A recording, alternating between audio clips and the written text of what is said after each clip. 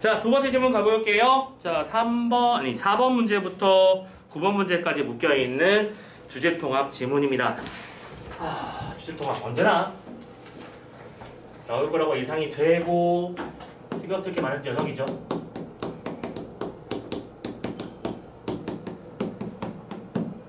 지금 이거를 단순하게 글이 길어요 라고 말하지 않고 주제통합이라는 이름을 묶는 이유도 생각해 주시는 게 되게 중요한 게, 어쨌든 가지문이랑 나지문은 서로 동떨어진 얘기를 하고 있는 게 아닐 거야. 그럼 여러분들이 지문을 읽어나가면서 이렇게 가나가 딱 나타나자마자 처음에 해야 되는 생각은 뭐냐면, 이 두 녀석의 관계는 뭘까에 대해서 생각하는 게 중요하지. 약간 쉬운 문제라고 표현해볼까? 쉬운 문제의 계열에서는 가, 나가 서로 대립하고 있을 거야. 가는 A에 대해서 긍정하고 나는 이 A에 대해서 부정하고, 이런 패턴이면 솔직히 감사하죠. 차이점만 잘 명확하게 구분해줄 줄 알면 되니까. 근데 요즘 문제 트렌드는 그런 쪽으로 가기보다는 A의 심화 혹은 확장 이런 쪽으로 가는 경향이 좀 크죠. 이 문제 세트도 풀어와서 아시겠지만 이 유서에 대한 이야기를 가에서는, 그러니까 유서란 무엇인지 유서의 특성에 대해서 설명하는 글이 나오다가, 그 나에서는 조선 후기 유서들이 어떻게 변화해 갔나에 대한 흐름 얘기로 바뀌어가죠. 그러면 이 두 개의 관계가 어떻게 되고 있는지 생각하면 그래, 이 두 개를 가지고 어떻게 묶었을까? 이 흐름 속에서 우리가 주안점으로 둬야 될 특징 요소는 무엇인가 생각하면서 읽되, 단 읽다 보면 자, 이거 주제 통합이지만 동시에 플러스 뭐이기도 하죠? 인문이기도 하죠. 오케이? 그리고 우리 맨날 말하지, 인문 지문에선 뭐 하는 게 중요하다고? 인문 지문에는 글자가 마음에 안 들어. 인문 지문에는 사상가나 철학자가 반드시 등장한다. 그게 특정한 사람일 수도 있고 특정 시대의 경향일 수도 있고, 그들은 뭔가를 주장할 거야. 그치? 그 주장의 내용을 A단계 이해하면 한 문제가 풀릴 거고요. 두 번째 B단계, 한 명만 나오는 경우는 잘 없거든. 이 사람들 간의 상호 비교와 대조가 될 만큼 적용을 구체적으로 해볼 수 있으면 두 번째 문제가 풀리는 레벨인 거지.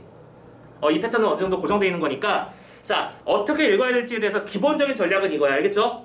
인문 지문이 주제 통합 형태로 나왔을 때는 사상가나 철학자들의 주장과 그 흐름, 양상, 특성들을 생각하면서 두 개의 지문이 어떤 관계를 맺고 있는지 염두에 두고 읽어라. 그 생각 없이 그냥 무턱대고 글자만 읽지 마시고.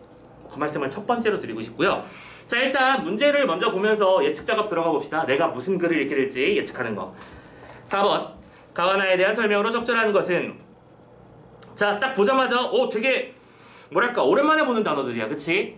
요즘에는 이 전개상 특징 문제를 물을 때 일정한 부분에서의 특징을 묻는 게 문제가 많았었는데, 이거는 그냥 통째로 묻고 있죠. 분류라는 단어 보이고요. 평가, 소개하기, 변천 과정. 잠깐만, 변천이라는 말을 하면 우리는 그걸 뭐라고 번역하는 거 알지? 뭐라고 번역하죠? 통시적 구성이라고 하는 거 알고 있지? 통시적 구조. 3번에 보면 검토하고 견해 차이를 분석하고, 네 번째 시기별 설명, 특성과 의의 설명, 마지막 원인 분석, 이런 말들이 나와 있어. 이게 인과로 묶인 거니 분류하고 있는 거니 내용을 분석하고 있는 거니 이런 거 구분하라는 문제 아닌, 결론적으로. 맞죠? 자, 신경 쓰면서 읽어야 되는 요소가 하나 첫 번째 체크됐고요. 그리고 당연하게도 1번부터 5번까지 공통된 단어가 하나는 당연히 보이잖아. 유서. 설마 이 유서가 세상을 떠나면은 아니겠지. 그래. 그런 것 정도로 알아두시면 되겠고요. 두 번째, A에 대한 이해야. A가 지금 1문단, 2문단까지가 통째로 묶여있네요. 그럼 이거는 전략을 세울 때 1문단 읽고 바로 가지문에서 A 정도만 읽고 바로 풀러오면 되겠구나 생각하면서 1, 2, 3, 4, 5의 교차점을 한번 봅시다. 뭐가 나와 있니? 조선에서와 중국에서라는 말이 나와 있죠. 그러면 이것도 예측이 되는 거야. 우리 산적지를 다 안 봐도 중국의 유서와 조선의 유서를 비교해 놓으면 문제가 수월하게 가겠구나. 그런 이상. 세 번째, 가에 대한 이해를 바탕으로 기억, 니은을 파악하래. 이게 이제 복잡해지기 시작하는 요소죠. 그죠? 일단 가가 뭐냐면 이 가지문의 실학자들의 유서라고 하는데 밑줄이 쳐져 있는 거 확인해 주시고요. 그리고 기억과 니은은 그 나지문의 3문단과 4문단의 책 이름들인 거 보이시지? 여러분들이 이렇게 중국 쓰러져 있는 건 책 이름인 건 알고 있죠? 오케이, 좋아. 그러면 이 녀석은 결론적으로는 두 지문이 어떻게 서로 연결되어 있는지를 파악하라는 문제인 거야. 이해됐음? 오케이. 보면 선택지에 심화 확장했다, 재분류 범주화했다, 평가를 더했다, 뭐 관심을 드러내고 있다, 유연성, 개방성이 나타났다 이런 말들이 나오고 있어. 특성 파악하는 거야. 연관성과 특성을 파악하는 문제. 확인했어. 자, 7번 문제. 나를 반박하기 위한 이수광의 말. 요즘 이런 문제가 좀 트렌드죠. 기본적으로 누가 인문지문 아니랄까봐 주장 파악하고 그걸 딴 거랑 대비시켜보는 문제인 거 아님? 자, 문제의 흐름을 잘 봐야 돼. 나를 반박하는 거야. 그리고 그 반박에 대한 이수광의 입장을 파악하는 거야. 그 관계도 잘 따지면서 읽어보시고 내용 속에서 내용 요소는 따로 정리해보도록 하자. 8번 문제. 두 지문을 읽은 학생이 보기에 어떤 책에 대해서 반응을 보였는데 적절하지 않은 걸 찾아보라고 돼 있고, 자, 이럴 때는 선생님이 한 문단 정도만 인트로 부분만 읽어달라고 했었죠? 자, 서유구 임원 경제지라는 책이 있는데 조선과 중국, 둘 다 나왔네? 그래서 향촌, 발췌, 분류, 고증 이런 말들이 나오고 있어요. 자, 이런 단어가 신경 쓰여야 된다는 거 생각해 주시면 되겠고, 어쨌든 유서를 비교하는 문제로 관한 건 확실히 확정이 됐죠. 선택지를 대충 봤더니 뭐 A한 거랑 마찬가지로 B에 나왔어. 오케이, 상호 비교 문제야. 됐죠? 그럼 특성 파악하는 건 핵심이 되겠구나 판단되시고, 마지막 9번 문제, 한자 어휘 문제. 어휘 문제는 쉬울 때는 너무나 쉬워서, 그치? 우리를 편안하게 만들어주지만 가끔 이게 헷갈리는 3번 아니면 4번인데 이러고 있으면 이제 두근두근 되기 시작하는 그런 어려운 부분 중에 하나가 될 수 있죠.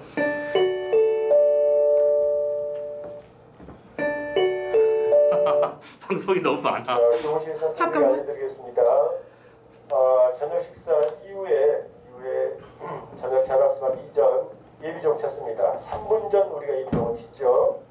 아직 복도나 화장실, 사물함 엘리베이터 입구 여기에서 아직 교실에 안 들어간 학생은 교실에 들어가서 자습 준비하시기 바랍니다.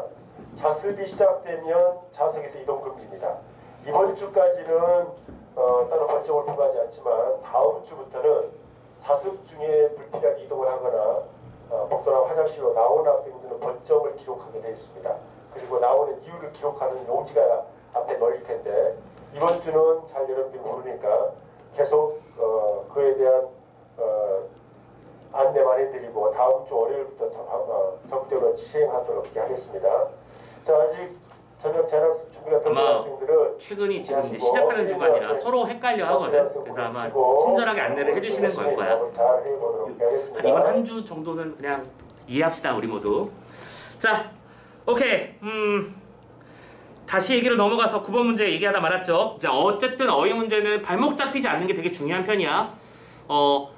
어휘를 준비하는 우리의 자세에 대해서도 한 기본적으로 몇 분 정도 얘기를 하고는 싶기는 한데, 근데 그거 솔직히 아무리 길게 말했자 뻔하잖아. 선생님이 이거 어떻게 해결하는지는 누차 말씀드린 바가 있었죠. 나만의 어휘집을 어떻게 만들자? 내가 지문을 보면서 모르는 단어들을 계속 마킹하면서 나만의 어휘집을 만들어 달라 라고 말씀드렸던 방법은 이미 다 알고 있을 거라고 생각하고 여기서 넘어가도록 할게요. 자, 어쨌든 어떤 일이 벌어질 지문이고 어떤 내용이 담겨져 있으며 뭘 해야 되는지 아는 내용 상태가 됐잖아. 이 전략 짜는 게 생각보다 중요합니다. 맞죠? 우리가 뭐 예를 들어 우리 이게 적절한 예는 아닌데 뭐 은행을 터는 영화를 본다. 걔들이 가면 다 됨 하면서 막 가니? 아니지, 뭐부터 되게 빡세게 하죠. 뭐 개요도 그려보고요, 그쵸? 막 그림 그려보면서 여기로 침투하는 게 가능한 것인가, 여기 있는 CCTV는 없앨 수 있는 것인가, 그런 거 계획하고 들어가잖아. 오케이? 계획의 중요성 여기서 더 나타나는 거야, 알겠죠? 꼭 계획 좀 잘 해주시면서 가보도록 합시다. 시간 쓸만한 가치가 있는 일이 맞아요. 제발.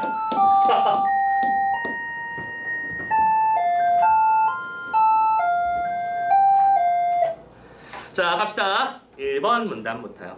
중국에서 비롯된 유서는 하면서 얘기가 시작됐습니다. 오케이, 나는 이 단어가 등장할 걸 알고 있었고, 생각보다 이게 수능 문제나 모의고사에서 생각보다 굉장히 큰 힘을 많이 준단다, 얘들아. 그러니까 진짜 보잘것없는 일을 한 거잖아. 문제를 먼저 보고 이게 나올 거라는 걸 알고 있었는데, 그 상태에서 이게 예상대로 첫 번째 문단에 나오면 편안해진다니까. 이거 선생님이 여러 번 얘기했었죠? 생각보다 큰 힘을 준다고. 떨릴 때 그 떨림이 증폭되는 이유가 뭐냐면 X 됐다라는 느낌이 들 때야. 근데 X 됐다는 느낌이 아니라 그래도 방금 보고 온 거지만 아는 게 나왔을 때랑 모르는 게 나왔을 때는 너무너무 달라. 여러분 선생님은 여러분들께 그게 좀 전달됐으면 좋겠어. 자, 아무튼 유서는 그리고 이때 유서는 앞에 한자가 좀 되는 친구들은 이해를 하셨을 거야. 이게 앞에 유자가 종류 할 때 그 유자죠. 참고로 두음법칙 때문에 유서가 된 거겠죠? 아무튼 종류를 구분하는 건데 보자. 고금의 서적에서 고금 무슨 뜻이야? 옛날부터 지금에 이르기까지의 서적에서 자료를 수집하고 항목별로 분류 정리해서 이용에 편리하도록 편찬한 서적이다라고 뭐 한 겁니까? 정의했어요. 잠깐만 이거 공간이 부족할 것 같으니까 얘 앞쪽을 좀 지우고 다시 쓰. 자, 다시 가자. 가지문의 1문단. 지금 우리는 뭘 봤지? 유서라고 하는 주제어를 유서 아니에요? 유서라고 하는 주제어를 받고 그 유서에 대해서 지금 정의했다는 내용을 확인했습니다.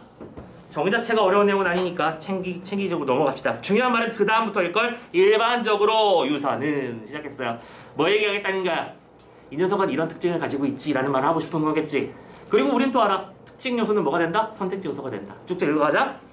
기존 서적에서 필요한 부분을 뽑아 배열할 뿐 상호 비교하거나 편찬자의 해석을 가하지는 않아. 자, 이 녀석의 특징은 뭐냐면 비교하거나 혹은 발췌라고 표현해볼까? 그렇지. 해석이라고 하자. 해석하지 않는 게 특징이야. 그러니까 뭐하다는 글이겠지. 결론적으로 객관적인 글이라는 거야. 오케이? A라는 책이 있고, 그러니까 뭐 예를 들어 뭐 해양생물학에 관련해서는 A라는 책, B라는 책, C라는 책이 있고 이 책들은 언제 누구에게 편찬되었으면 이런 정보만 보여주지 A가 B보다 낫더라라는 식으로 설명하지 않는다고요. 알겠죠? 오케이? 이거는 책의 리스트 책이니까 책의 리스트에 대한 책. 계속 유서는 모든 주제를 망라한 일반 유서와 특정 주제를 다룬 전문 유서로 나눌 수 있으며 특징 두 번째, 일반 유서라는 게 있고 세번 표시치자. 두 번째로는 전문 유서라고 하는 게 있어. 선생님, 차이 유서니까 등장하지 않나요? 당연한 얘기지. 그치? 두 가지로 나뉘어지며 편찬 방식은 책에 따라 다 다르대요. 그런데 이거는 그냥 다 다른 거니까 넘어가도록 합시다. 중국에서는 이 단어 신경 써야 돼.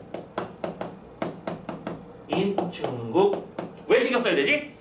우리는 분명히 뒤에서 중국이랑 조선의 유서들의 특징을 비교하는 문제를 본 적이 있으니까. 됐잖아. 알고 있으니까 집중하는 거야.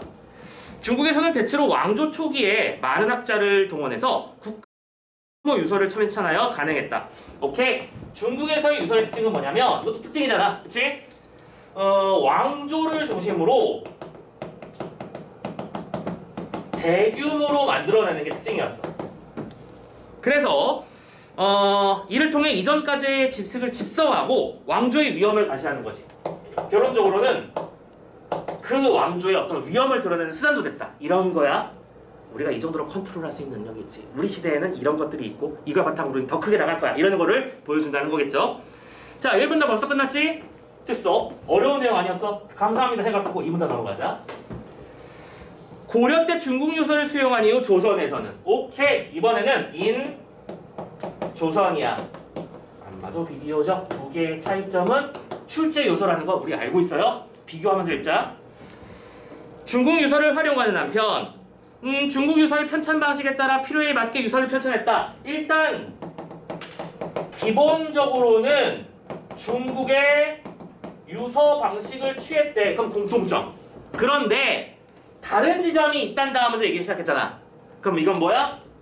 별표 차이. 지금부터 차이를 설명할 거야. 그러면 출제 요소. 가자. 조선의 유서는 대체로 국가보다는 개인이 소규모로 편찬하는 경우가 많았고. 오케이. 나왔죠? 개인과 개인 중심 소규모로 출판했다. 딱 보이죠? 대놓고 보이죠? 오케이. 목적에 따른 특정 주제의 전문 요소가 집중적으로 나타났어. 이것도 중요한 특징이야. 두 번째, 전문 요소 중심이야. 이건 왜 차이점이지? 아까 중국의 유서는 여기서 나온 바대로 일반 유서나 전문 유서가 모두 있었다고 했었잖아. 그치? 근데 이 녀석은 우리 조선의 유서는 전문 유서가 좀 더 많았다. 그리고 또 전문 유서 가운데서도 편찬자가 미성인 유서가 많은데 세 번째 특징. 그냥 미상만 쓸게요. 누가 지었는지 모르는 게 많아. 개인인데 그게 심지어 누구 건지도 모르는 경우가 많은데 대체로 간행을 염두에 둔 게 아니라 차이점인데 이건 굳이 당연한 얘기지. 지금 중국 녀석은 이건 뭐랄까 위험과 거대함을 드러내기 위한 어떤 간행물의 성격을 가지고 있었다면 조선의 유서는 그런 특징이 없었다는 얘기겠지. 특별히 일부러 책으로 짠 하고 만들려는 목표가 아니라 뭐 하기 위해서 기존의 서적에서 필요한 부분을 발췌 기록해서 오케이? 발췌 기록하는 거야. 함으로써 시문 창작 과거 시험 등 개인적 목적으로 유서를 활용하게 했기 때문이다. 그 이유는 전부 다 뭐예요? 개인적 목적이었어. 중심 차이점 등장했네? 오케이? 왕조 중심의 위협을 드러내기 위한 대규모 편찬의 중심이었던 중국과 달리 개인들이 자기가 이것들을 체크하기 위해서 리스트 책을 만들었다 라는 얘기를 확인할 수 있겠죠. 자, A 문단 다 읽었죠? 문제풀러 가볼까? 자, 5번 문제 가보자. 1번 조선에서 편찬자 미상이 많은 이유는 편찬자의 개인적 목적으로 유서를 활용하기 했기 때문이에요. 너무 쉽지? 1번 오케이? 2번 조선에서의 시문 창작 과거 시험 등에 필요한 내용을 담은 유서가 편찬되는 경우가 적지 않았다. 많다는 얘기 아니야. 2번 오케이. 3번 조선에서는 중국의 편찬 방식을 따르면서도 대체로 국가보다는 개인에 의해 유서가 편찬되었다. 말씀드렸죠? 차이점 요소는 그대로 문제가 된다. 솔직히 거의 주는 문제 레벨에 가까울 정도로 차이가 너무 가까이서 극명하게 드러났다는 게 보이시나요? 4번 중국에서는 많은 학자를 동원해서 대규모로 편찬한 유서를 통해서 왕조의 위험을 드러냈다. 그렇지. 조선과 중국의 핵심적인 차이점을 가지고 선택지가 쭉쭉쭉 만들어지고 있잖아. 마지막 5번 중국에서는 주로 서적에서 발췌한 내용을 비교하고 해석을 덧붙여. 여기가 잘못됐네요. 일반적인 유서, 여기서 말하는 유서가 바로 중국의 유서 아니야. 그 중국의 유서의 특징은 뭐라고요? 굳이 비교하거나 해석을 달지 않는다 라고 했었잖아. 그러니까 이 녀석이 잘못된 점이므로 정답은 5번. 자 보시면 기분 좋게 한 문제 풀리면서 시작. 됐죠? 3문단 가봅시다. 배고파. 3문단. 진심으로 배고프다. 큰일 났는데? 자 3문단.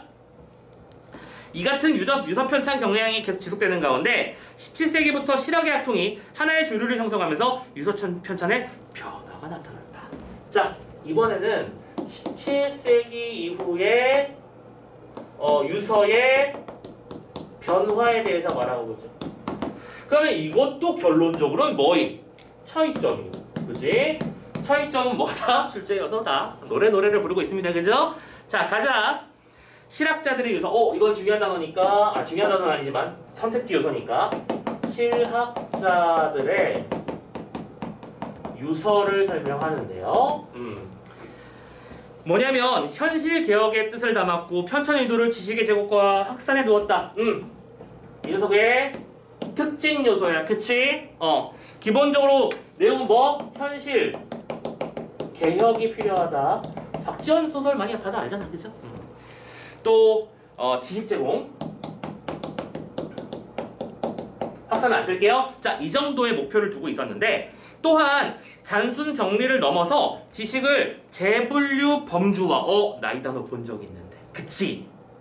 문제를 먼저 봤다니까? 개이득이잖아. 재분류하고 범주화하는 등 어떻게 했다? 저술의 성격을 드러냈어. 이걸 더해든 등의 저술로서의 성격이 나타나기 시작해. 그럼 이 차이점은 뭐랑의 차이점인 거죠? 여기랑과의 차이점이지. 됐지? 참고로 기본적인 유서라고 하는 것은 뭐야? 있는 그대로 그냥 리스트업만 하는 거야. 쭉쭉 늘어놓는 거야. 근데 이걸 뭐야? 다시 범주를 만들었대요. 여기서 생명공학이라고 하면 거기서 우생학을 긍정적으로 바라보는 측면의 입장과 부정적으로 바라보는 측면의 입장 이런 거 있잖아. 그런 것들을 하나 나가는 거죠. 독서와 견문을 통해 주자학에서 중시되지 않았던 지식을 집적했고 다 특징이야, 그렇지? 지금 선생님이 그냥 노란색으로 쓸게요. 쓰던 김에 특징 요소를 계속 설명하고 있습니다. 기존 주자학에서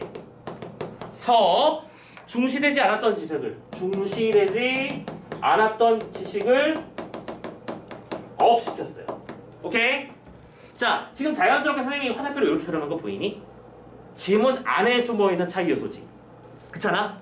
그러면 이건 자연스럽게 기존에 있었던 어떤 학풍이라고 하는 것, 즉 요 시기, 실학 이전의 학풍은 뭐였던 거야? 주자학 중심이었겠구나. 예상이 되지 않니? 그러니까 요런 것들을 읽어내는 게 추론 능력이 되는 거고 이게 잘 되는 친구들이 독서 문제가 잘 풀리는 거죠. 이해되셨나요? 오케이. 자, 기존의 주장학 중심과는 달리 이렇게 갔다. 또 증거를 세워 이론을 밝히는 고증과 의에 대한 의견 등 안설을 덧붙이는 경우가 많았어. 플러스 또 고증과 안설을 덧붙인다. 이것도 그냥 이름만 쓸게요. 주자에게 지식을 이어받는 한편 주자에게 아닌 새로운 지식을 수용하는 유연성과 개방성. 유연성과 개방성도 봤던 단어인데 그지 아니야? 선택지에서 아까 만났지? 아무튼 유연성과 개방성도 있었어. 다시 이 유연성과 개방성이라는 것은 어디서 드러냈죠? 기존 주자학이 있고 플러스 그 외에서도 중요한 건 파란색으로 쓰자. 그 외에서도 했다는 거야. 맞죠? 그러니까 주자학을 배척한 건 아니다. 꺼져 주자학 이게 아니라 니들 맨날 주자학 그러는데 주자학 말고도 좋은 게 정말 많거든? 한번 볼래? 이런 식으로 범주를 다시 만든 거 아니야. 이랬죠? 그러면서 광범위하게 정리된 지식을 식자층은 무슨 뜻? 지식인층을 말하는 거겠지? 지식인층들이 쉽게 접할 수 있어야 된다고 생각했고 자, 너무 노란색이 많으니까 이대로 좀 쓸게요. 쉽게 접하게 만들고 싶어서 유서를 많이 썼고 또 객관적 사실 탐구를 중시해서 박물학과 자연과학에도 관심을 기울였대. 박물학, 자연과학 같은 상대적으로 뭐에 집중하는? 객관적 사실에 집중하는 것을 보여줬다. 자, 이 전부 다 뭐예요? 특징 요소잖아. 그리고 특징 요소 안에 이미 차이점 요소들을 확인해놨습니다. 이것도 중요한 거지, 그치? 체크 다 되겠고요. 자, 마지막 단락이야. 벌써 다 왔네. 어쨌든 조선 후기 실학자들이 편찬한 유서가 주자학의 관념적 사유에 국한되지 않고, 자, 이 국한되지 않고라는 말도 실은 시사하는 바가 되게 많아요. 지금 지문을 읽다 보면 자연스럽게 2번 이상 언급된 내용이 지금 보이지요? 뭐요? 기존 주자학과 그 외에 추가적인 내용을 다뤘다. 기존 주자학에 국한되지 않았다. 이렇게 파란펜 반복하는 구절에는 미심쩍은 게 느껴져야 돼. 이거 어디서가 써먹으려고 하는 것 같은데. 선생님이 출제 원리 설명할 때 자주 말씀드리죠. 반복되는 용어들은 써먹기 위함이다. 신경 써놓자.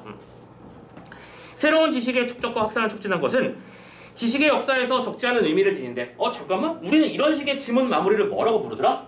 의라고 부르죠. 참고로 지문 전체의 내용을 한번 단락별로 정리를 해보자면 1문단 유서의 특성에 대해서 설명했고 2문단 중국과 특히 조선의 유서의 특성에 대해서 설명했고 3문단 조선에서도 다시 실학자들이 쓴 유서의 특성을 설명한 다음에 마지막 의로 마무리했네요. 이거 왜 신경 쓰는 거야? 첫 번째 문제에 그게 있었잖아. 구조적 특징을 파악하는 문제 있었지. 그러니까 신경 쓰는 거야. 오케이? 그런 게 있다는 거 파악했습니다. 자, 가지문을 다 읽었어요. 이걸로 해결할 수 있는 게 뭔지를 최대한 빨리 보는 게 문제 푸는데 유리한 측면이 있죠. 자, 가 단독으로 해결할 수 있는 게 먼저 봅시다. 먼저 4번 문제의 가만 보자. 1번. 가는 유서의 유형을 분류하였고요. 어때? 이 선택지 어떻게 생각해, 얘들아? 맞는 말이긴 해. 왜냐면 분명히 이 글 안에는 유서의 유형을 분류를 한 번 한 적이 있어. 뭐라고요? 일반 유서, 전문 유서. 그치? 그런데 이 녀석은 1분단의 일부에 있었을 뿐인 내용 아니야? 이게 글 전체를 관통하는 전체적인 구성 특징은 아니잖아. 뭔가 이상해. 세모 쳐놓고 넘어가 이럴 때. 2번. 가는 유서의 개념과 유용성을 소개했고 이것도 애매하죠. 개념이 뭔지는 알겠어. 정의 나왔고요. 개념 그리고 이 유서를 어디다 써먹는지도 알겠어. 근데 이것도 너무 일부분에 국한된 내용 아니야? 전체를 관통한다고 보기 어렵지. 왜냐면 이거는 특정한 부분의 문제 구조적 특징을 묻는 문제가 아니라 가지문 전체의 특징을 묻고 있습니다. 뭔가 이상하다. 자, 세모. 3번. 가는 유서의 기원에 대한 다양한 학설을 검토했죠. 아니야. 이건 그냥 아니지. 다양한 학설이 아니야. 기원이 뭔가 따지는 게 아니라고. 4번. 가는 유서의 특성과 의의를 설명했고 완벽한데? 겁내 완벽하지 않아? 꼴랑 2개의 단어만 썼잖아. 특성과 의의. 근데 특성, 조선 유서 특성, 중국 유서 특성, 조선 유서 특성, 실학자 유서 특성, 의의로 마무리. 딱 돼 있잖아. 오케이, 이거 맞는 것 같아. 그럼 여기다 밑에 가에다만 동그라미 쳐놓고 넘어가자 일단. 지금 문제가 해결 안 되니까. 5번. 가는 유서에 대한 평가가 시대별로 달라지. 시대별로 설명하지도 않았고 원인을 분석한 것도 아닙니다. 그쵸? 딱 봐. 맞는 것 같은 거 1개, 애매한 거 2개, 완전 잘못된 거 2개 보이지? 예쁜 구성 아니야? 그러니까 수능 문제 만드는 사람들이 대충 만드는 게 아니라고. 이런 구성들도 정확하게 맞춰가면서 해요. 오케이? 자, 아무튼 뭔가 느낌이 온 게 하나 있다는 것만 생각해놓고 선생님이 항상 말씀드리죠? 앞부분이 세모면 뒤가 X다. 그런 얘기 많이 했었잖아. 그래서 아까 그 세모로 치라고 했던 것들이 거기서 연결되는 걸 거야. 이따 확인하도록 하자. 자, 그리고 5번 문제는 풀렸고요. 6번 문제 지금 해결 안 되고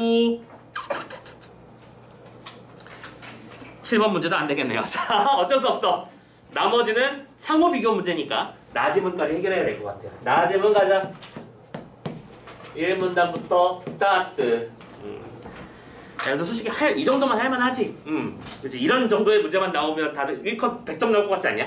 자, 가봅시다.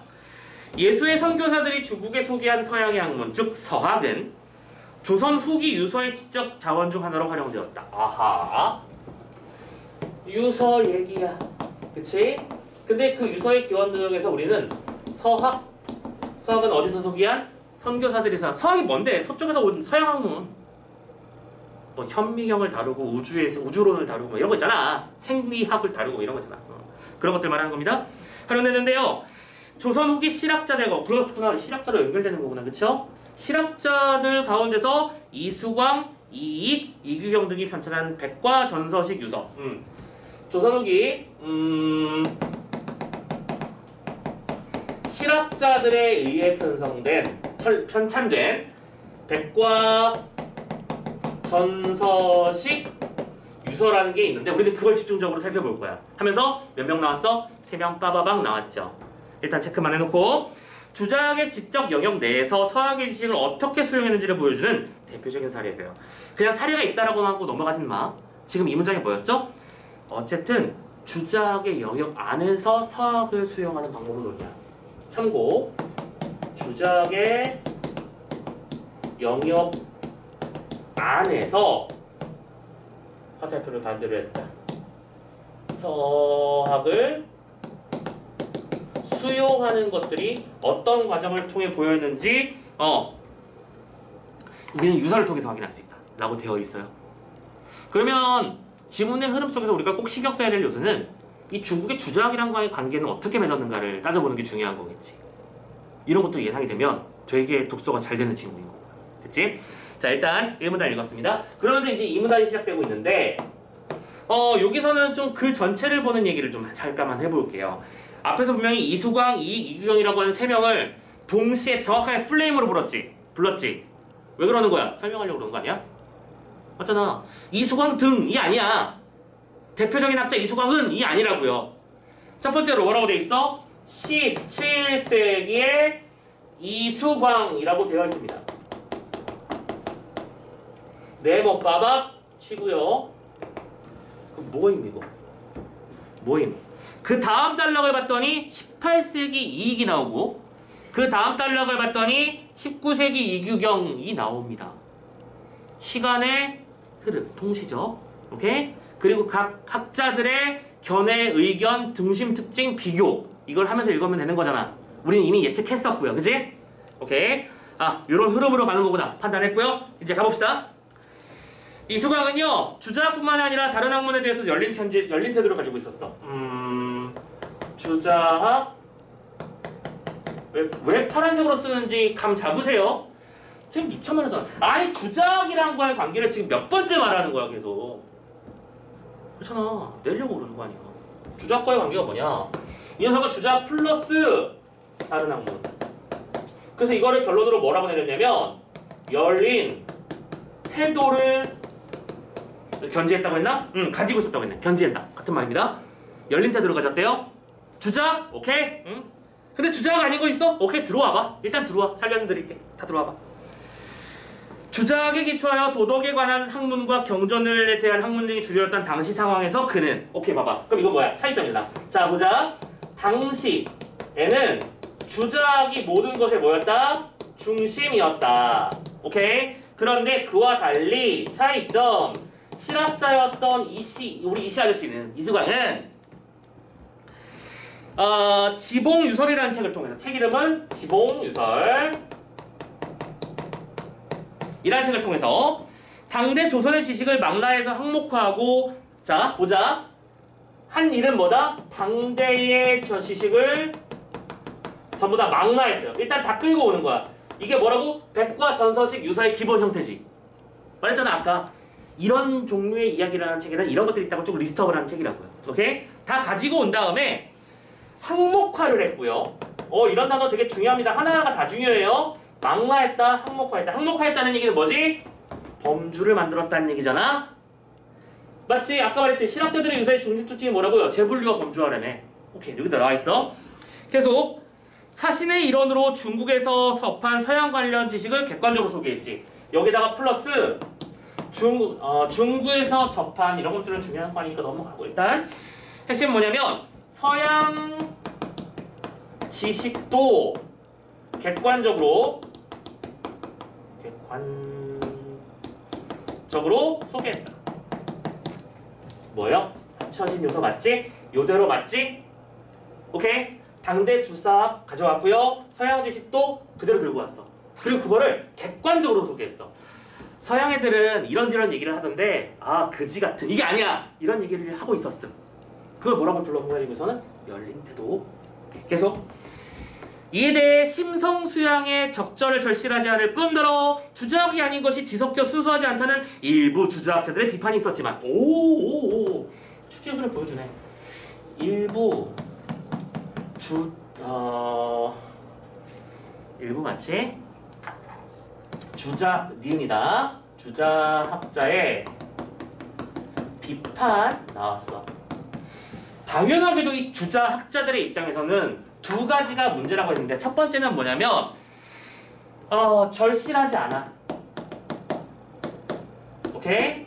그러니까 뭔가 사파가 껴있다 이거야. 뭔가 이상함. 그리고 그게 뭐 때문인 거냐면,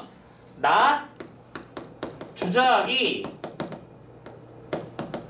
뒤섞인 거야. 그게 문제라는 거야. 그러면 주자학 외에도 다른 것들을 가져갔다는 이 열린 태도, 요 부분이 중심 특징이 되는 것이고, 이거랑 서로 대립하는 것이겠구나. 이 주자학자들은 이건 인정했겠지만 왜 거기다가 이상한 다른 걸 섞어가지고 이상하게 만들어? 라는 거지. 김치찌개는 김치가 들어가야지 왜 거기에 딸기가 웬 말이냐 이러고 있는 거죠. 서양에서 온 물건인데 맛있어요 하면서 딸기를 막 집어넣은 거야. 오렌지 하면서 집어넣은 거야. 이상해, 김치찌개는 김치찌개다고 해야지 이러고 있는 거죠. 무슨 느낌인지 알겠어? 오케이, 절실하지 않아. 자, 그 얘기입니다. 아무튼 그런 주의가 있었지만, 비판이 있었지만, 그가 소개한 서양 관련 지식은 어쨌든 중국과 큰 시간 차이 없이 주변에 잘 알려졌어요. 요즘에는 중국에서 이런 학문들이 막 들어오고 있대. 야, 새로운 세상이로구만. 됐어요. 알만하지? 계속 그냥 끝까지 가버리자. 3문단 18세기 이익이 나옵니다. 18세기 이익이 나왔어요. 자, 제목 쳐놓고요. 특성상호 비교. 이 사람은 뭐라고 했을까? 서학 지식 자체를 성호사설의 표지어로 삼았대요. 기억. 성호사설이라는 책을 지은 사람이고, 이때 중요한 건 방금 뭐라고 불렀어? 서학 지식 그 자체를 표지어로 삼았대요. 즉 서학을 적극적으로 수용한 거겠네? 좀만 더 읽을게. 기존의 학설을 정당화하거나 배제하는 근거로 서학을 수용하는 등 서학을 직접 자원으로 활용했어. 오케이. 자, 이 정도의 특징은 서학을 직접 자원으로 활용하였습니다. 좋아요. 그래서 특히 그는 서학의 세부 내용을 다른 분야로 확대하면서 상호 참조하는 방식을 통해 지식을 심화 확장해서 소용했고요. 자, 이 정도는 특징이죠. 첫 번째, 지식이라는 건 뭐죠? 서양의 지식을 심화시키고 확장해 나갔습니다. 단순히 받아들인 레벨이 아니라고. 여기서는 이수광은 있는 그대로 이런 게 있더라라고 말했잖아. 얘는 심지어 파고들었어.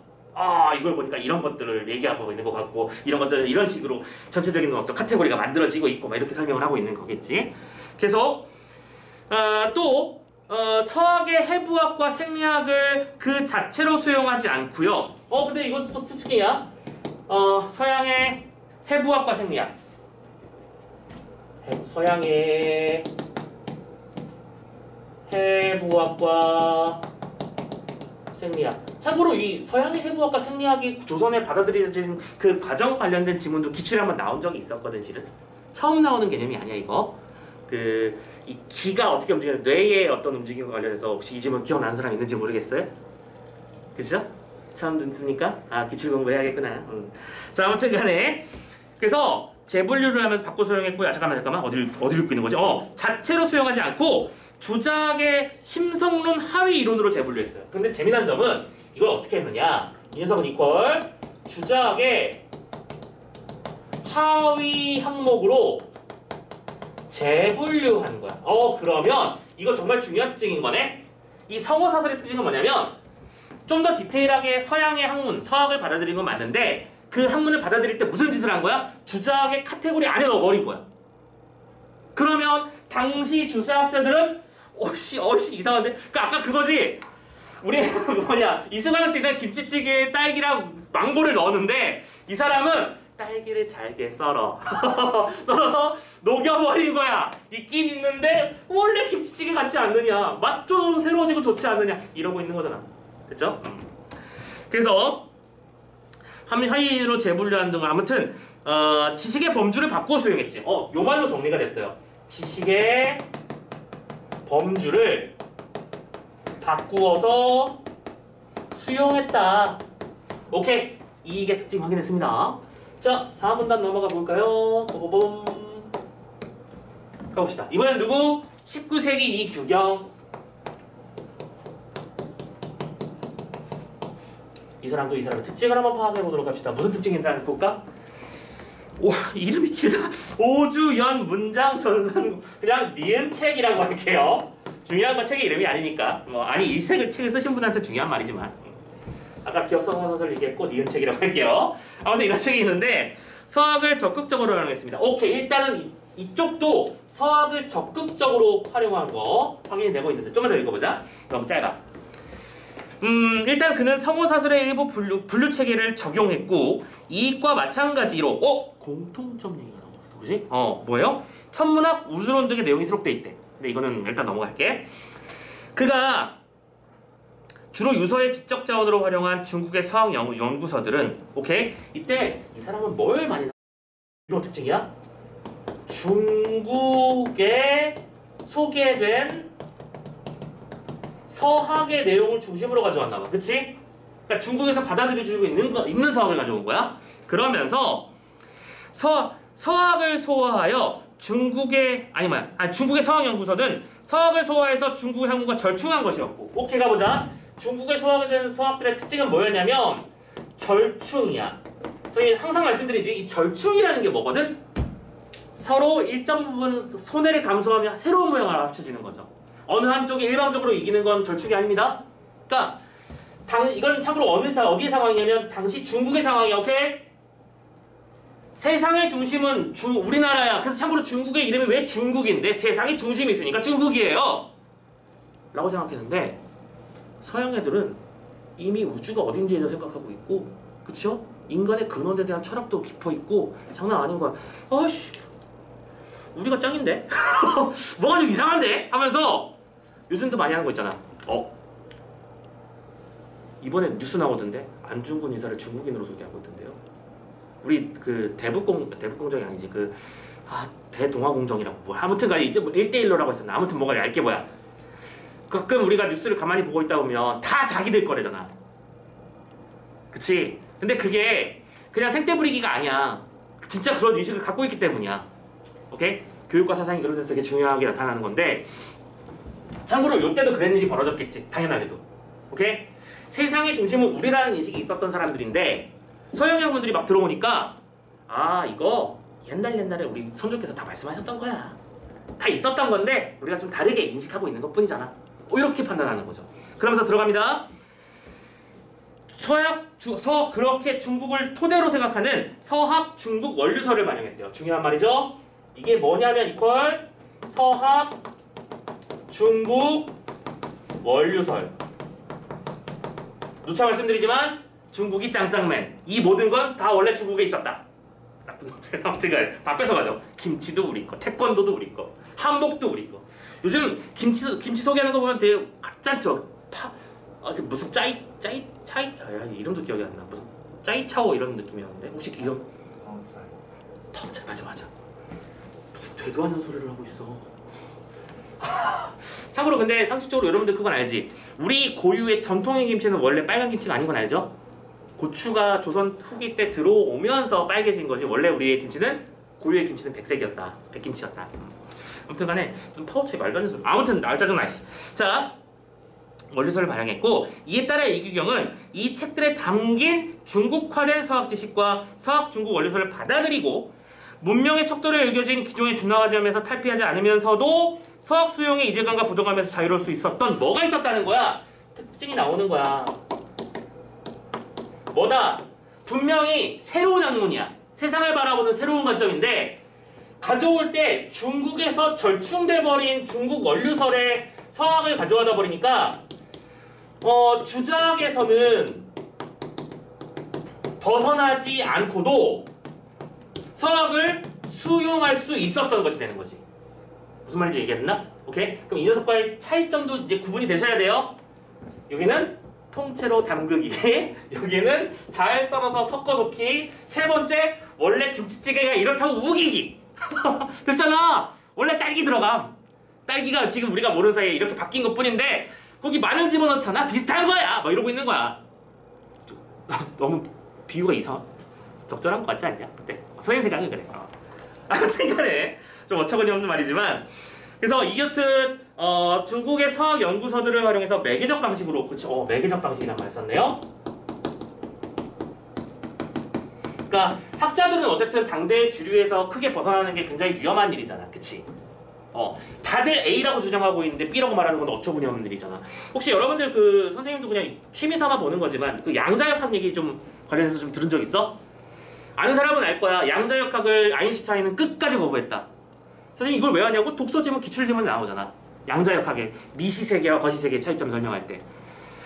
그 엄청난 그 위대한 아인슈타인조차 양자역학은 말이 안 된다고 주장했고 믿지 않으려고 노력했지. 오케이? 하지만 결국 양자역학의 세계는 사실임이 계속해서 증명되고 있는 중이지. 계속해서 증명되는 중이에요. 우리 그 슈레딩거의 고양이 있잖아. 그것도 배경 얘기 들어보니까 되게 흥미진진하더만. 원래는 슈레딩거의 그 고양이는 슈레딩거가 양자역학을 깔려고 만든 예문인데 그 깔려고 만든 예문이 오히려 양자역학을 너무나 명확하게 설명하게 되었어. 그럼 그 과정은 나중에 궁금하면 한번 찾아보시고 이거 설명하기엔 너무 선생님 지식이 부족해서 뭐라고 말을 못하겠네. 아무튼 간에 잠깐만 뭐 하다가 또 양자역학 얘기가 나왔지? 믿지 못했다, 믿을 수 없었다. 자, 그런 사람들 앞에서 그치? 양자역학의 세계는 존재합니다. 당신 지금 여기 있는 거지만 없는 거기도 하죠. 이 말이 먹히냐고. 오케이? 근데 그 당시에 지금 우리가 보고 있는 이 세 명의 학자들은 각자 자신들의 방식으로 새로운 학문과 새로운 세계관을 수용하고 있었다. 그게 뭘 통해서 나타난다? 유서를 통해서 나타난다라고 설명하고 있는 글이었던 거야. 됐지? 자, 일단 지문 설명이 끝났으니까 이해 다 됐잖아. 이제 문제를 다 맞추면 되는 거지 뭐. 그치? 1번부터 맞아가보자. 4번 문제부터. 우리가 일단 나만 읽었으니까, 가만히 읽어놨으니까 나만 체크해보자고. 우리 여기서 신경 써야 되는 건 일단은 1번하고 2번이 왜 세모였잖아. 그치? 나머지가 뒤가 어떤지 상태를 잘 봐. 나는 유서의 분류 기준과 적절성을 설명한 거래. 말도 안 되잖아. 이게 무슨 분류 기준이 나온 거고 적절성에 대한 얘기야. 시대별 실학자들의 유서에 대한 판단의 흐름을 말해주는 거잖아. 그치? 말했잖아. 세모가 나오면 그 뒤에 뭐가 나온다? X가 나온다. 맨날 말하지? X. 2번. 가 X였고요. 가는 세모라고 했었지? 나 국가별 유서의 변천. 아니죠? 국가별이 아니고 이건 오로지 조선에 대한 얘기만 하고 있었잖아. 그러면 아까 말씀드렸던 대로 3번하고 5번은 아예 처음부터 아니었으니까 4번 확정하자. 맞으면 뒷부분. 나는 유서 편찬에서 특정 학문의 수용 방식을 시기별로 수용했고 이때 말하는 특정 학문이라고 하는 건 서학. 됐지? 설명 끝났네요. 이렇게 4번 문제를 풀 수 있었습니다. 됐지요? 자꾸 말해서 미안해. 배고파. 진짜 배고파. 힘들다. 힘낼게. 선생님이 힘내야지 뭐 별수 있나. 자, 선생님 배고픈 건 선생님 사전이고요. 자, 6번 가봅시다. 자, 아까 선생님이 이런 문제를 풀 때는 연결관계를 잘 보라고 말씀드렸어. 다시 한번 문제를 확인할게. 가가 뭐였지? 실학자들의 유서, 요거지. 요거에 대한 이해를 바탕으로 기억 꺼내서 요 녀석과 니은 요 녀석을 연결해보자. 그러면 아니 그런데 실은 이 두 사람이 뭐야? 조선 후기 실학자들의 대표적인 사례라며. 오케이? 그러면 이 두 개는 그냥 연결고리인 거고 심화 구체화였던 거구나. 이 지문의 연결관계는 파악되시죠? 오케이? 내용 가봅시다. 1번 지식의 제공이라고 하는 가의 편찬 의도는 오케이. 가의 편찬에서는 여기 있잖아. 현실 기억과 지식 제공의 의도가 있었다고. 기억에서 지식을 심화하고 확장해서 소개하는 데서 나타난다. 여기서도 지식을 어디 갔어? 기억 어디 갔어? 심화하고 확장했지. 맞잖아. 요 특징이 요걸 통해 나타난다고 설명한 것 뿐이니까 너무 쉬운 문제 아니야? 1번 오케이. 2번 지식을 재분류 범주. 우리 아까 읽었어? 지식을 재분류 범주화한 이 가해 방식은 기억에서 해부학과 심리학을 주자학 심성론의 하위 이론으로 수용한 것으로 나타난다. 아까 말했죠? 하위를 재분류했다. 재분류했다. 같은 말 아니냐고 설명했지? 맞잖아. 딱 보이죠? 3번 평가를 더하는 저술로서의 가해 성격. 오케이 좋아요. 평가를 더한다는 얘기는 이 뭐랄까 고증과 안서를 덧붙이는 부분에서 확인됐었죠? 이 특징 요소가 그러니까 계속 이 선택지들의 앞부분이야. 그죠? 요 요소가 앞부분, 요 요소가 뒷부분이 되는 거 있는 구성이 보이고 있어. 성격은 니은. 니은이면 일촉이야. 우리가 아까 이름이 너무 길어서 책이라고 하잖아. 그 책. 니은 책에서 중국 학문의 진보성을 확인해보자 서학을 활용한 것을 나타난다. 잘못됐죠? 확인해보고자 서학을 활용한 게 아니라 우리 뭐라고 설명해야 되지? 그러니까 이 책은 중국 원료서를 가지고 와서 그걸 통해서 안정성을 확보한 상태에서 서학을 가져온 거야. 그러니까 누가 이걸 깔려고 하면, 주제학자들이 깔려고 하면 아니 우리 중국 형님들이 이것도 중국 거라는데 맞지 않아요? 그러니까 주제학자들이 할 말이 없는 거지. 딸기가 들어있긴 한데 딸기도 마늘로부터 기원한 거라고 설명했으니까 할 말이 없잖아. 그렇게 된 거야. 그러면 이거는 확인하고자 라는 말을 쓰면 안 되는 거지. 굳이 이 선택지를 맞는 말로 바꿔볼까? 뭐라고 하면 좋을까? 보여주고자. 정도면 딱 좋지 않니? 그리고 다시 한번 이 말을 보여주고자 라고 하는 말로 바꿔서 읽어볼게. 평가를 더하는 저술로서의 가해 성격은 니은에서 중국 학문의 진보성을 보여주고자 함을 더 보여주고자 서학을 활용한 것으로 나타난다. 맞지? 그리고 선생님이 또 이것도 항상 말씀드렸죠? 오답을 만들어내는 방식은 뭐다? 맞는 말들 사이에 잘못된 단어 하나를 숑 바꿔놓자. 잘못된 단어잖아 이거. 그치? 그렇게 선택지가 만들어진 거잖아. 그러니까 여러분들이 선택지에서 답을 찾아낼 때 그냥 전체적인 문장의 느낌으로 풀면 실수가 나오는 경우가 되게 잦거든? 느낌으로 푸는 게 아니라 어떻게 알아? 따지면서 읽어야 돼. 하나하나의 단어들을. 알겠죠? 자, 정답 3번 확인했고요. 4번 사실 탐구를 중시하고 자연과학에 대해서 드러낸 가해 관심은요. 그치 여기서 이런 것들은 니은에서 천문학과 우주론은 우리 안 썼지만 그치? 아까 수용했다고 했던 거 확인했었죠? 오케이 좋아요. 마지막 5번 새로운 지식을 수용하는 유연성과 개방성. 이것도 확인했습니다. 이 녀석은요 기억과 니은에서 서학을 지적 자원으로 받아들인 거예요. 왜냐면 서학도 받아들였잖아. 주자학 외의 것이 바로 서학이잖아. 서학을 받아들였잖아. 맞는 말이지. 오케이. 그래서 6번 문제 5번 답도 확인해냈습니다. 됐죠? 자 계속 갑니다. 7번 문제는 문제 구조를 잘 보셔야 돼. 이건 낚이면 안 되는 게 문제 구조 때문에 흔들리지 마. 나를 반박하기 위한 이수광의 말이어야 되는데 잘 봐봐. 문제 구조도 딱 보세요. 지금 6번 문제에서 이 두 사람 나갔잖아. 그럼 다음 문제에서는 이 사람 나와야지 당연히. 이수광이 이게 특징이 나올 거고 두 번째로는 나를 반박하는데 나가 누구였죠? 아까? 잠깐만. 내가 나 안 썼니? 나가? 나 찾으러 왔어. 잠깐만. 선생님이 나를 쓴다는 게 니은으로 한 것 같은데? 야, 나 어디 갔어? 여기 있다. 나의 이 문단에 있는 일부 주작자들의 비판. 선생님 이걸 잘못 썼구만. 그렇지? 이거 나. 오케이. 자, 어디 갔나 했네. 그러면 이 나를 반박하는 건 그럼 뭐예요? 이 두 존재의 대립점을 찾아라는 거고 그 대립점은 우리 이미 확인했습니다. 뭐라고요? 얘랑 얘요. 일부 주자학자들은 절실하지도 않고 주자학이 아닌 게 뒤섞였다. 왜 딸기가 웬 말이냐, 망고가 웬 말이냐 이러고 있는 거고, 얘는 열린 태도를 가졌다. 그러면 이 문제의 답의 키워드는 뭘까요? 열린 태도, 객관적 수용 이런 말들이 되겠지. 1번부터 읽어보자. 학문에서 의료를 아니 답으로 가자. 2번 주작에 매몰되어 세상의 여러 이치, 즉 세상의 또 다른 주작 외의 것들의 학문을 연구하지 않는 것은 널리 배우고 익히는 알매 바른 방법이 아니다. 뭐야? 또 받아들여야 된다는 얘기는 2번밖에 없잖아. 나머지 굳이 읽을 필요조차 없을 것 같은데, 그치? 이해됐어?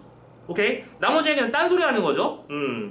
이익을 뒤로 하는 것보다 중요한 것이 없다. 의리가 중요하다. 그거 할 수는 있는 말이지만 이거는 여기에 대한 비판은 아니잖아. 이것에 대한 비판은 이거고, 이거를 비판하려면 이 말을 해야 되는 거니까 열린 태도에 대한 녀석이 나오는 답인 2번으로 간다. 긴 설명 필요 없습니다. 이게 정답입니다. 되셨나요? 문제 구성 방식 잘 보시고 관계도를 잘 따지세요. 여기서 뭐 선생님 4번이나 5번? 아니야. 참고로 5번 같은 경우에는 참되게 알고 참되게 행하는 것이 어려우니 우리 학문의 여러 경전으로부터 널리 배우고 면밀히, 그러니까 여러 경전 얘기가 나왔는데 혹시 5번은 안 되나요? 할 수도 있겠지만 이거는 결론적으로는 우리 학문의 경전으로부터 배워야 된다는 얘기잖아. 두 가지 포인트에서 틀렸잖아. 첫 번째, 우리 학문만 얘기하고 있고, 두 번째, 경전 중심인 거잖아. 결론적으로. 열린 태도는 뭐라고? 주작 외의 모든 것을 다 받아들이자. 딸기, 망고뿐만이 아니라 용과도 집어넣자. 그죠? 별의별 건 다 집어넣어보자. 바나나도 한번 넣어보자. 어떻게 되나 한번 보자. 오케이? 그겁니다. 자, 8번 문제. 오늘 저녁에 김치찌개를 먹어야 되려나. 자꾸 김치찌개가 머릿속에 들어서 지금 방금 드립친 것도 다 배고파서 드립친 거거든. 정신 차려라. 자, 가나를 읽은 학생이 보기에 임원 경제지에 대해서 보인 반응입니다. 일단은 전체의 내용을 관통하는 얘기가 나올 것 같아, 그치? 자, 일단 보기부터 판단해보자. 임원 경제지라는 책이 있는데요. 조선과 중국 서절들의 향촌 관련 부분을 발췌 분류했고 고증했습니다. 첫 번째 키워드 발췌와 분류 확인. 아까 이미 해놨었지? 두 번째 유서라는 거고요. 국가를 위한다는 목적의식을 명시한, 뚜렷하게 보여준 이 유서에는 향촌 4대부의 이상적인 삶을 제시하는 과정에서 향촌 구성원 전체의 삶의 조건을 개선할 수 있는 방안이 실렸고요. 첫 번째 이거는 여기다 쓸게요. 1번. 이 글에는 현실을 개선하는 것에 대한 얘기가 쓰였어. 이거 왜 중요한 거냐면 실학자들의 기본적인 입장이 현실기억이라네. 요거랑 여기랑 하면 되겠구나. 그치? 계속 두 번째, 향촌 생활 실생활에서 활용할 수 있는 내용이 집성되었대. 두 번째, 향촌의 실생활과 관련된 부분이야. 근데 이거는 기본적으로 지식은 지식인데요. 우리 이런 얘기를 할 수도 있었으면 좋겠는 게, 여기까지 한 번에 보이면 조금 약간 건너뛰는 게 있어서 선생님이 좀 무섭긴 한데, 아까 우리가 유서를 설명할 때 이 두 개의 차이점이 존재한다는 얘기가 있었는데 여태까지 제대로 쓰인 적이 한 번도 없었잖아. 그치? 물론 앞에 일치불이치 첫 번째 문제에서 살짝 지나간 거 말고는 이게 이거거든. 그러니까 이 책은 수없이 많은 여러 가지 영역의 학문들 중에서 향촌, 즉 우리 마을 단위의 삶을 어떻게 나아지게 할 수 있을까에 대한 고민이 담겨있는 책이라는 거잖아. 그럼 이거는 전문유서야. 실학의 입장에서 써낸 전문유서야. 전문유서. 됐어? 오케이? 주작을 기반으로 주작이 기반됐고요. 그리고 우리는 이미 다 하게 됐지? 실학자들이라고 해서 싹 다 주작 저리 꺼져 옛날 거 이런 사람들이 아무 없었잖아. 어떤 방식으로든 받아들였잖아. 모른 척하고 받아들이기, 섞어서 받아들이기, 그치? 근데 실증과 실용의 자세를 견지하는 건 뭐라는 거라고? 지킨다라는 뜻으로 번역해야 되지. 자, 너무 당연해서 쓰기지도 말자. 실용은 어쨌든 실학자의 기본 자세니까. 그런 상태에서 서학, 중국, 원류설, 중국과 비교한 조선의 현실 등이 반영되었어. 오, 잠깐만. 되게 아무렇지도 않게 서학, 중국, 원류설을 기준으로 했대. 지금 이 책은 어느 쪽에 가까운 거야? 이규경 글에 가깝네. 그치? 섞어치게. 원래 딸기는 중국 거임으로 간 거야. 그래서 그런 조선의 현실을 반영했고 안설을 부기했으며, 안설 나왔네요. 안설이 아까 뭐라고 했었더라? 자신의 편찬자의 의견을 덧붙임. 오케이? 이 책에 이런 부분이 소개되어 있는데 이거 적용하면 되게 괜찮을 것 같음. 이런 거잖아. 안설 집어넣고 제한적으로 뭐도 넣었어요? 색인도 넣었어요. 색인을 넣었다는 얘기는 다른 말로 뭐가 됐다는 얘기야? 분류했다는 얘기잖아.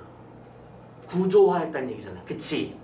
그러니까 지금 여기서 이 많은 단어들이 자연스럽게 지문 속에 녹아들 수 있게 싹 보기를 구성한 겁니다. 그죠? 자, 이제 선택지를 하나하나 맞는지 틀린지 체크해 보시는데 정답률이 생각보다 많이 안 나왔어요. 이 문제가. 정답률, 선택률 지금까지 알려진 바까지만 설명을 해드리자면 1번이 4%, 2번이 13%, 3번이 21%, 4번이 17%, 5번이 44% 나왔어요. 1번을 제외하면 대부분 10에서 24를 보이고 있는 거 보이지? 그러니까 이건 무슨 얘기? 뭘 해야 되는지 감이 안 잡히는 친구들이 많았다는 거죠. 그러니까 우리가 틀리는 문제는 대부분 두 가지 패턴이 있다고 했었죠. 압도적으로 끌려가는 선택지가 있는 경우와 그냥 뭔 소리인지 모르겠어서 그냥 느낌으로 푸는 경우. 이 문제는 후자 쪽에 속하는 것 같아. 지문을 완벽하게 이해하면 문제가 어떻게 풀리는지 보자고. 1번 현실 개혁의 뜻을 담았던 가실학자들의 유서와 마찬가지로. 여기까지 맞지? 현실 개혁의 뜻. 현실의 문제를 개선하려는 목적이야. 너무 쉽네. 1번 넘어가자. 2번 증거를 제시하여 이론적으로 밝히거나 의견을 제시하는 경우가 많았던 가실학자들의 유서와 마찬가지로. 여기까지 맞니? 실학자들은 기본적으로 자신의 글에서 뭐랄까?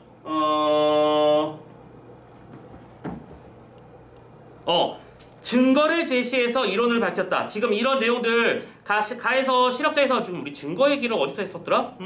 기억이 안 나네. 또 갑자기 증거.